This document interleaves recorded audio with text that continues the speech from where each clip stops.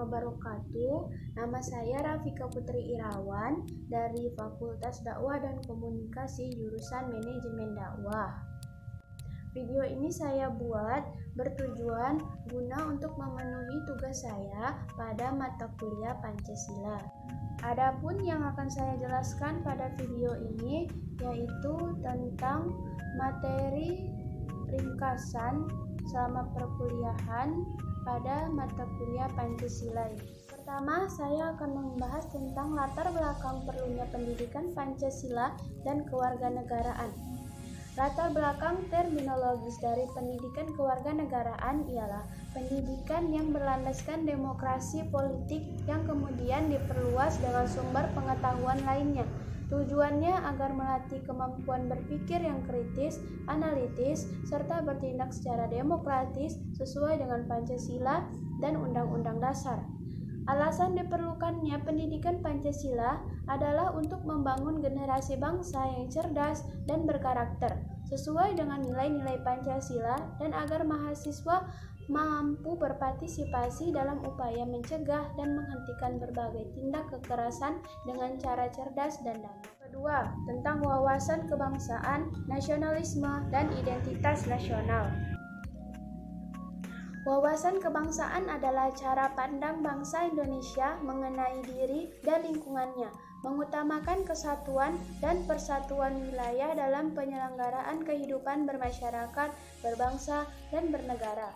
Wawasan kebangsaan merupakan konsep politik bangsa Indonesia yang memandang Indonesia sebagai satu kesatuan wilayah, meliputi tanah, air, termasuk dasar laut dan tanah di bawahnya, dan udara di atasnya, secara tidak terpisahkan yang mempersatukan bangsa dan negara secara menyeluruh mencakup segenap bidang. Wawasan kebangsaan yang luas dan tegas akan membuat masyarakat menjadi percaya diri atas bangsanya dan akan berusaha untuk membuat harum nama bangsanya tersebut.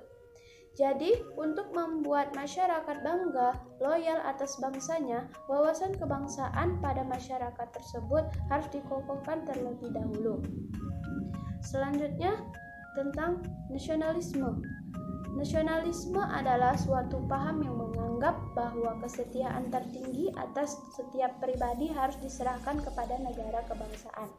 Nasionalisme dalam pengertian ini adalah perasaan cinta yang tinggi atau bangga terhadap tanah air dan tidak memandang rendah bangsa yang lain. Contoh sikap dalam nasionalisme yaitu mencintai alam dengan menjaga kebersihan lingkungan sekitar, tidak membuang sampah sembarangan. Yang kedua, menciptakan kerukunan antar lingkungan, suku, dan agama.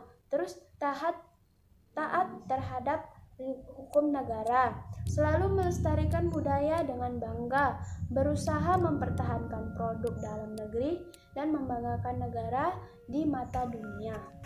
Selanjutnya, yaitu tentang identitas nasional. Identitas sendiri memiliki arti, ciri-ciri, jati diri, atau tanda yang melekat pada seseorang, atau sesuatu yang berguna untuk membedakannya dengan sesuatu yang lain. Kalau kata nasional, yaitu identitas yang melekat pada kelompok-kelompok yang terikat karena kesamaan, baik kesamaan budaya, agama, fisik, keinginan, atau cita-cita.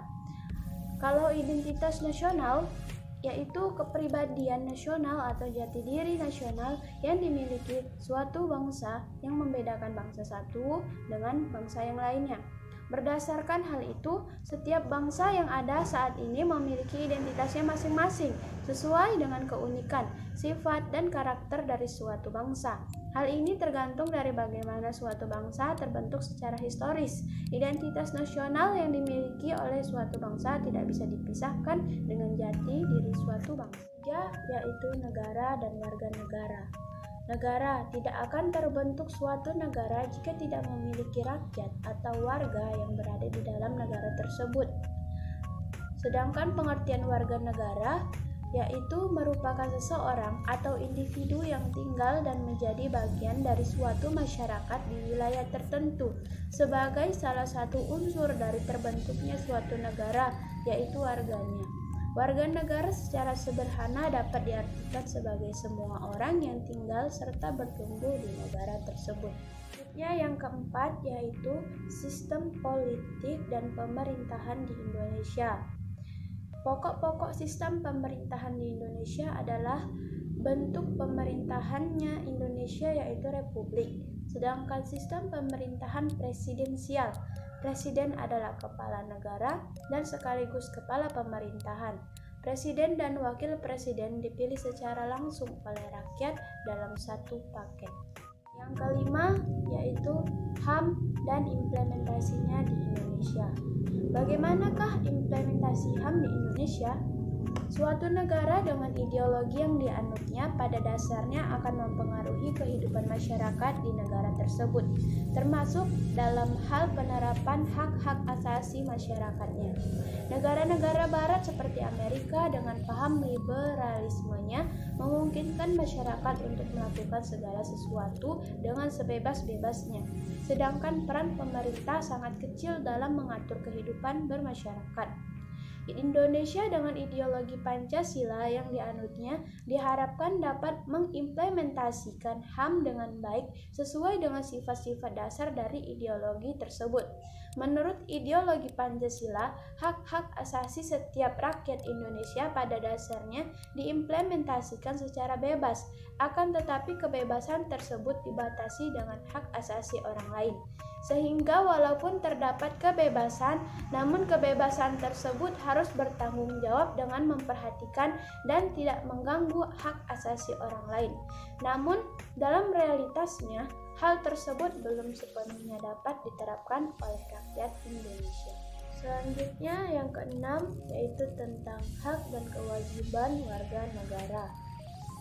Dalam pasal 27 ayat 1 Undang-Undang Dasar 1945 berbunyi, segala warga negara bersamaan kedudukannya di dalam hukum dan pemerintahan, dan wajib menjunjung hukum dan pemerintahan itu dengan tidak ada kecualinya. Wajib ikut serta dalam upaya pembelaan negara, wajib untuk kepada pembatasan yang ditetapkan dengan undang-undang. Ketujuh yaitu tentang demokrasi. Demokrasi adalah bentuk pemerintahan di mana semua warga negaranya memiliki hak yang sama untuk pengambilan keputusan yang dapat mengubah hidup mereka. Demokrasi mengizinkan warga negara ikut serta baik secara langsung atau melalui perwakilan dalam perumusan, pengembangan, dan pembuatan hukum. Yang kedelapan yaitu tentang konstitusi. Konstitusi merupakan keseluruhan sistem ketatanegaraan suatu negara yang berupa kumpulan peraturan yang membentuk, mengatur atau memerintah dalam pemerintahan suatu negara. Pengertian konstitusi yakni hukum dasar yang dijadikan pegangan dalam penyelenggaraan suatu negara. Yang kesembilan yaitu tentang HAM, hak asasi manusia. Menurut Undang-Undang Republik Indonesia Nomor 39 Tahun 1999 tentang Hak Asasi Manusia, yaitu seperangkat hak yang melekat pada hakikat dan keberadaan manusia sebagai makhluk Tuhan yang Maha Esa dan merupakan anugerah yang wajib dihormati, dijunjung tinggi, dan dilindungi oleh negara. Yang ke-10 yaitu otonomi daerah dalam kerangka Negara Kesatuan Republik Indonesia.